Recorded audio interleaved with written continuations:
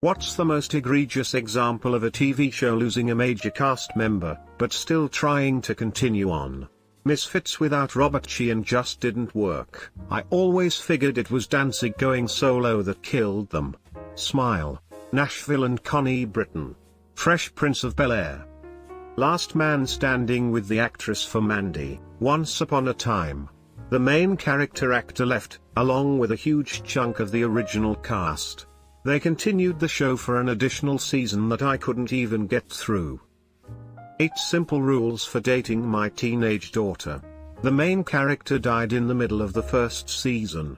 It was just another sitcom, but it was starting to get a bit of a following when it happened. I've always thought about how rough it must have been for his co-workers. He got suddenly sick on set one day and then died that night. Community. Yeah, it really wasn't the same after Shirley left. The Office comes to mind, though I enjoy the later seasons too. That's what I was watching when this question came to mind.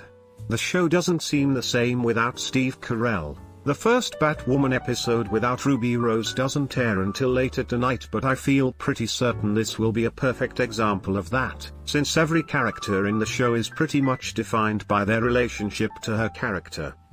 Crabbe from Harry Potter. I remember Jacob from pretty much it learning what happened to the actor and went holy shit. Crabbe is a terrorist. What? 2.5 Men. They tried alright, but the fact they just made one season without Charlie Sheen says a lot. Huh? They made 4 more seasons without him. Really? I coulda sworn they made only one with Kutcher.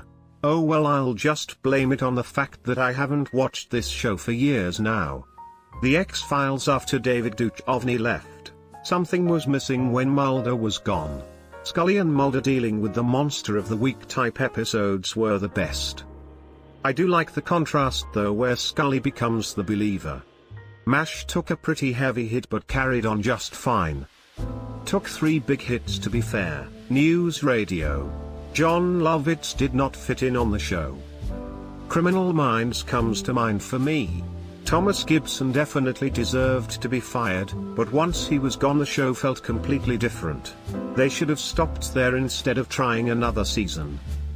Spartacus, Weary Face, Crying Face, Crying Face, Crying Face, Crying Face. Top Gear. Came here to say this. Top Gear at BBC is nothing without Jezza, Crash and Mr. Slowly. I watched a few episodes of the reboot and it's a total joke. On the other hand, I bought Amazon Prime because of Grand Tour. One of the best moments that restore your faith in humanity came when watching Top Gear. It was when they were in the Middle East and they walked into this cafe with old guys sitting around in those dress things they wear, I want to say dishta? Smoking a hookah. Very conspicuously no women anywhere. A very different culture. Then one of the guys points at James and says Captain Slow. I love that they have created something that transcends culture and race. Blue's Clues. I don't even remember the name, but some show with John Ritter as the star. They tried to carry on after his death, yeah, not happening. Scrubs' final season was so bad that even Dr. Cox couldn't save it. I can't understand why they would think it was a good idea. The last episode of season 8 wraps everything up so well.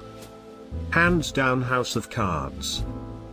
I was gonna say 2.5 Men, but I think you beat me with this one. Mom without Anna Faris as Christy, it just doesn't work for me. I love Allison Janney as Bonnie, but the whole show was based around the character Christy. The Connors. I actually think the show is better without her. That 70s show. We All Hate Randy.